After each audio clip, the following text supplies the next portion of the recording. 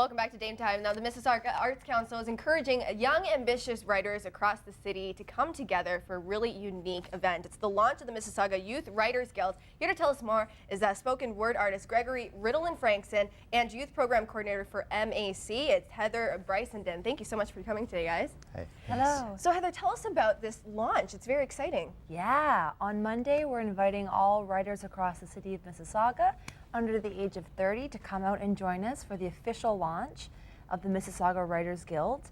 And this is a great new initiative that we're launching with the Nexus Youth Center and Mississauga Central Library.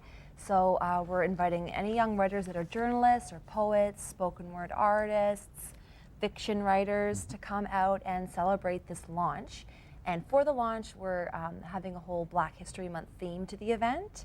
And we're going to be exploring the roots of that culture and everybody's roots, actually, that are there at the event. And so we're so happy to present our spoken word poet, Riddlin, who is going to be our keynote performer at this special event. Wonderful.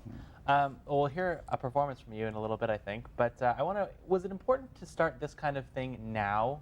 Did just the Youth Writers Guild, is now the right time for this? I think it's always the right time for the arts. It's always the right time for literary arts and to encourage youth to express how they feel through the arts, whether it be performing arts, visual arts, media arts, whatever.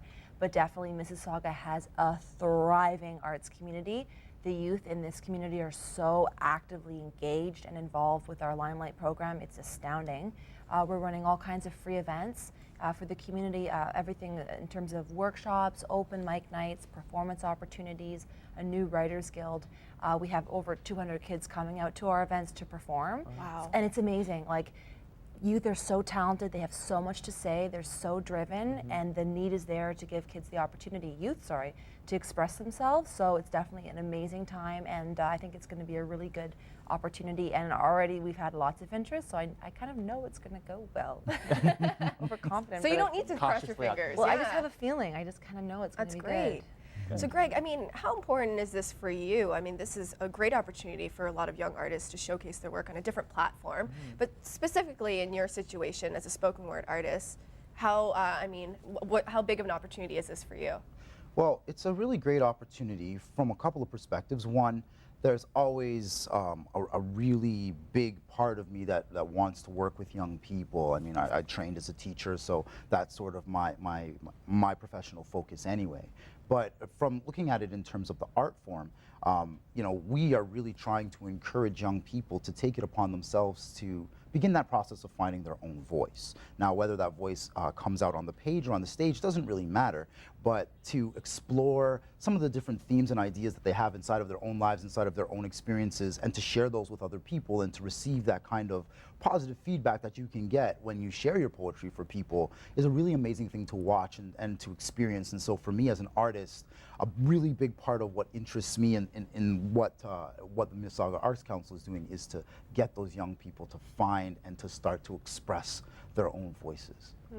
I want to ask you a question, a bit of a personal question. Tell me about your name, your nickname, Riddlin. Where did that come from? Yes, I'm curious too.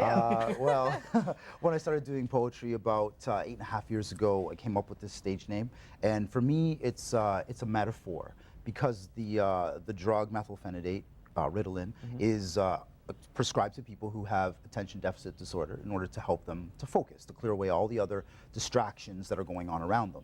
And so that's what I hope my poetry is also doing, helping people to dismiss any of the distractions, propaganda, and all that other kind of stuff that's out there, and to really be able to focus on issues that matter.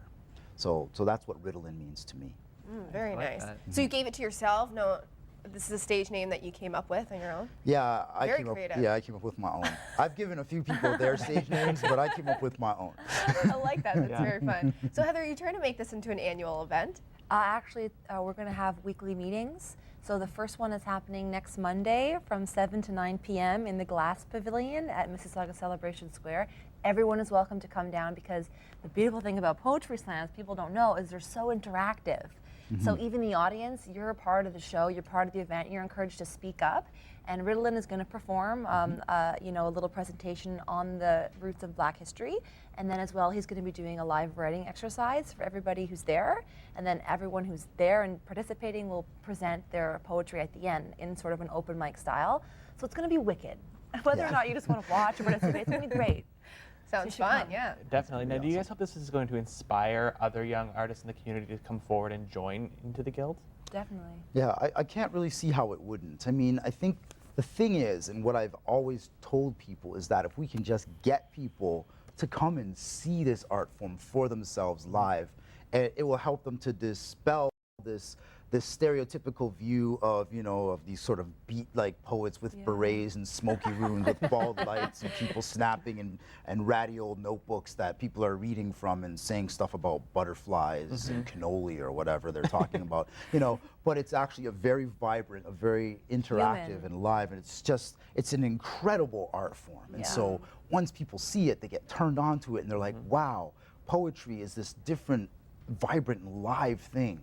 I want to do that too. Yeah. So I want to do it just from the enthusiasm Yeah. across the Yeah. room here. Definitely. Yeah. Yeah. Heather, tell us about the other talents who are going to be involved as well. We have Matt Miller, who is the chair of our Limelight Youth Committee Writers Guild. So he's going to be presenting the mission statement for the Writers Guild and talking about, you know, what it's going to be.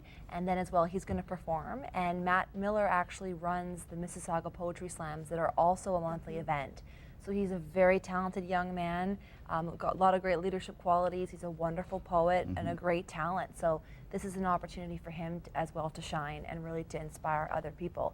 And like the thing about poetry that we love is it's so human. So you're going to hear people, they open up their hearts, and it's young men, it's young women. It's very powerful and it's very human.